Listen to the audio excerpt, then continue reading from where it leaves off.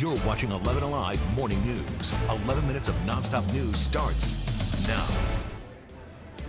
First this morning, holiday travel gets even more chaotic after long lines, delays, and cancellations leave some folks stranded at the airport. Details on how your trip could be affected.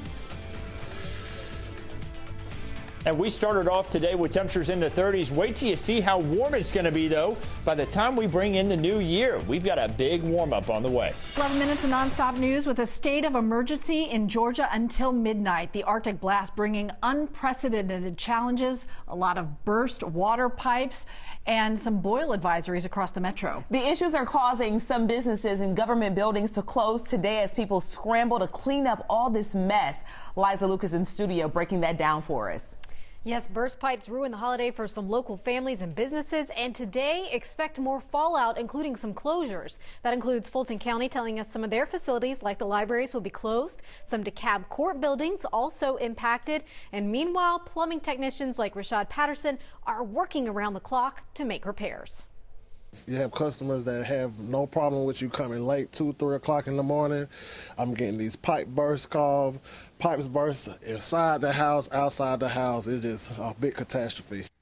Patterson says the past few days have been nonstop with calls for repairs, and other plumbing companies also posting updates that they have been overwhelmed with calls and are working to get to everyone. Patterson says he's been doing his best to also reassure families the situation will get better as he and others work to get water issues resolved. We appreciate everybody working so hard over a holiday weekend. Liza, thank you. People in Clayton County are expected to line up to get some water again today.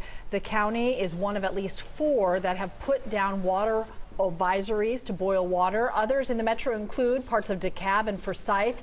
Clayton will start handing out water again today at fire stations in Riverdale, Hampton, Jonesboro, and Ellenwood. They'll be open from 10 this morning until 8 tonight. There's also a distribution site at the Forest Park Recreation Center, and that starts at 9. You're continuing your 11 minutes of nonstop news with a developing story. Police are investigating after 3 people were shot outside a business in downtown Atlanta. Ariana Manise in the studio with us this morning following this story. What can you tell us right now? Well, at last check, police tell us when they arrived on the scene, they found 3 people shot, and so far no one has been arrested at this point. Now, this happened last night right along Northside Drive near Stonewall Street, outside of a bakery outlet not far from Atlanta University Center, as well as Mercedes-Benz Stadium in the Castleberry Hills neighborhood.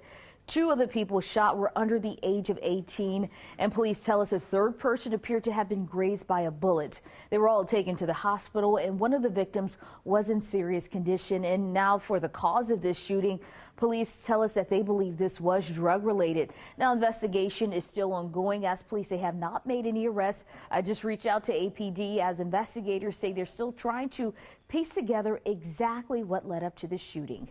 Back to you. Thanks, Ariana. People around the country are trying to find their way home this morning after Southwest unexpectedly canceled the majority of its flights today. Molly Oak's been following the story all morning long from the airport. Molly, are you seeing any signs of improvement yet? Lots of lines, lots of unclaimed baggage.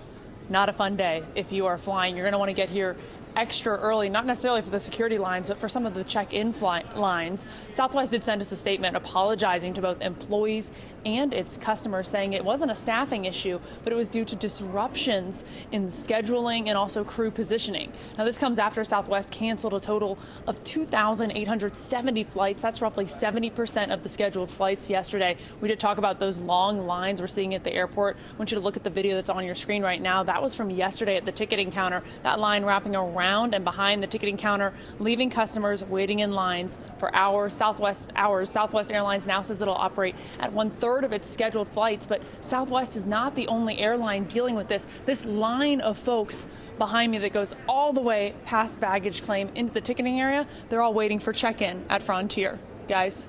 Wow, that is rough, Molly. Thank you. Stick around. Right after 11 Alive Morning News, the Today Show will have live reports from all over the country as severe weather continues to cause chaos for travelers. Andrew? Yeah, this winter system has really caused a lot of issues for us by the fact that it was so cold, leading to pipe freezes and all sorts of things like that. But thankfully, temperatures are starting off much warmer today, and we continue that warming trend all throughout the week. 62 on Friday. Yeah, a little bit of shower activity here and there. We'll have a little bit of heavier rain on Saturday, staying in the 60s though. And look at next year, starting off with upper 60s, a nice warm start to 2023, even though we have some slight chances for rain in there. One last look at this rare sight, snow in Georgia. A lot of people love seeing it. Nice little flurries coming down, but we hope it doesn't, continue to present problems, and we hope we thaw out soon with that black ice. And it's more fun to see that when you know that this weekend's going to be in the high 60s. Oh yeah, it's going to be beautiful out there after we get past all this cooler air this morning. Yeah, all right. Hit fast forward. Yeah, please. Fast forward to the weekend already. Have a great day, everybody. Today's show coming up next.